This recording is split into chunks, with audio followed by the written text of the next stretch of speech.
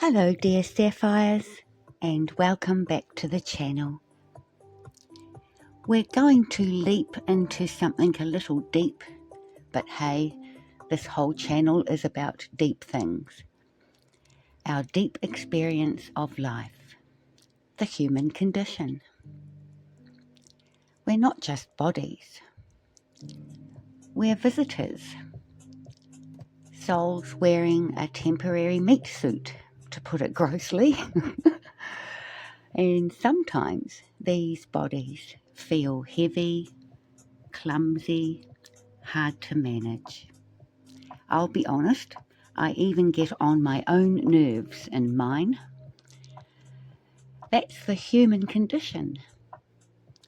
Eternal spirits trapped in fragile, temporary flesh, trying to remember why we came here.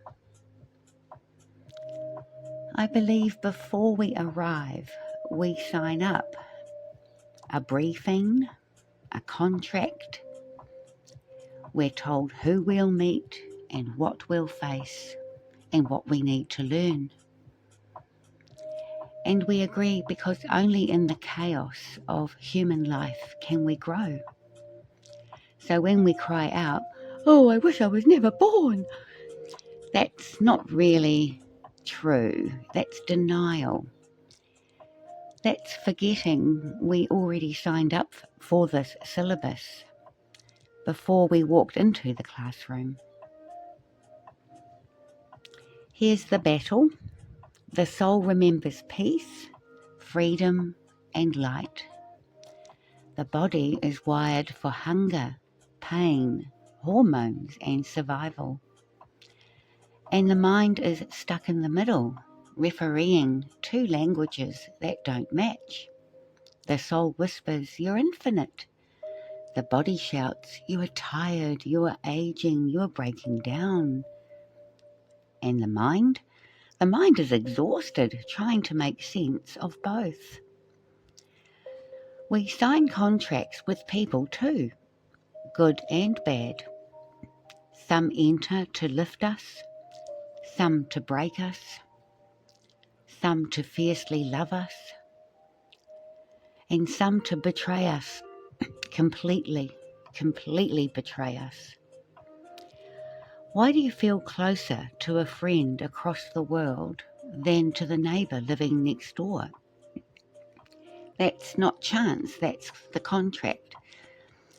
Why do some people wound us so deeply and we carry it for life? Well, that's not random either, that's contract again. Psychology explains this conflict in its own language. What spirituality calls contracts, psychology calls programming. Childhood primes us. The love we receive or don't receive, the trauma, the neglect. All of it sets us up for the patterns we'll meet later. It repeats like a loop. That's why breaking patterns is so hard. And why does life often feel like the hell is caused by people, not events? Because a tornado doesn't gaslight you. A flood doesn't undermine your confidence. But people do. And the body keeps score. The nervous system reacts to betrayal as if it's life or death. Some people are wired to take more than they give. They twist reality. They drain you. They make you doubt your own mind. And yet, there they are in your story. Why? Because you signed that contract. They are both your tormentor and your teacher. Surviving them forces you to find strength you never knew you had. Life doesn't hand us one neat problem at a time. It's layered. Just as you crawl out of one hell, another begins. Often because of people, not natural disasters. It feels unfair. But in those cycles, there is a pattern. Every challenge forces growth. Every betrayal forces reflection. Every disappointment strips away illusions. We come out harder, wiser, more awake. So where does forgiveness fit? Understanding you signed up for the contracts, even the painful ones, doesn't excuse the cruelty, of course, but it almost explains it. And that explanation lets you forgive, not for them, but for yourself.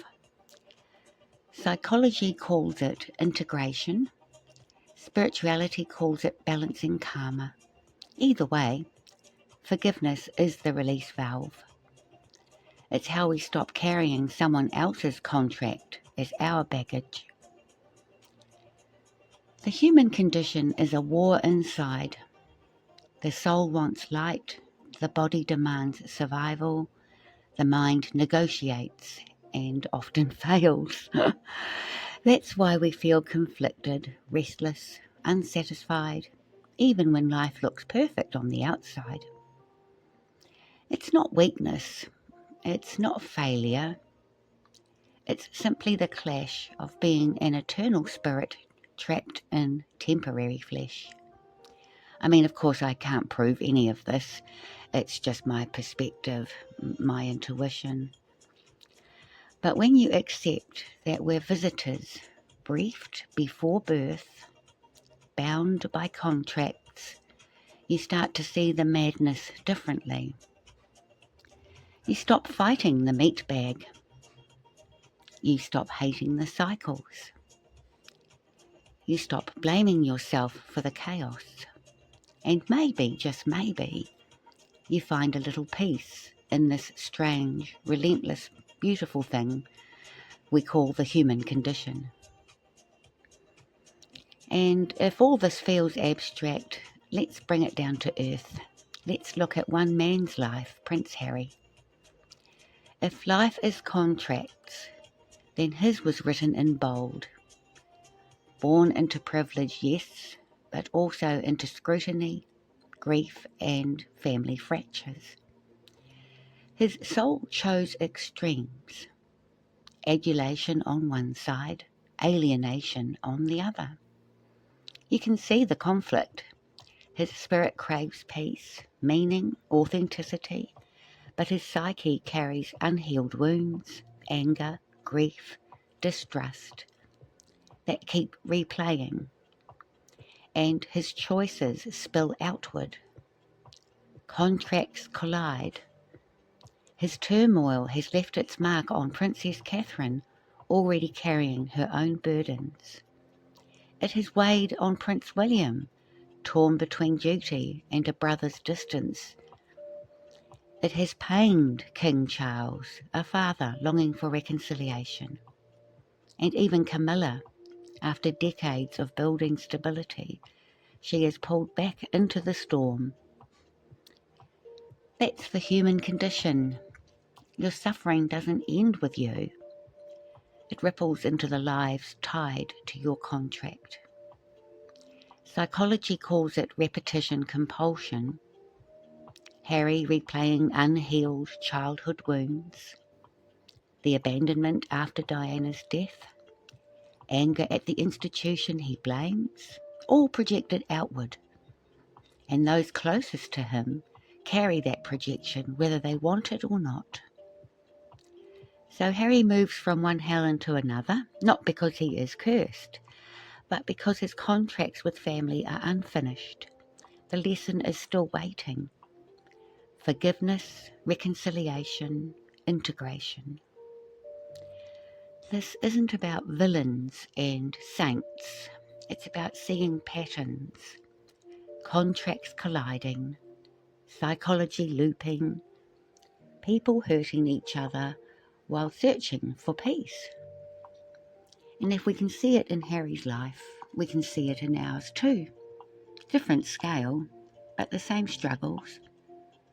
Same tug of war between spirit and body. Same possibility, that understanding might open the door to compassion. So it's not excusing, but understanding.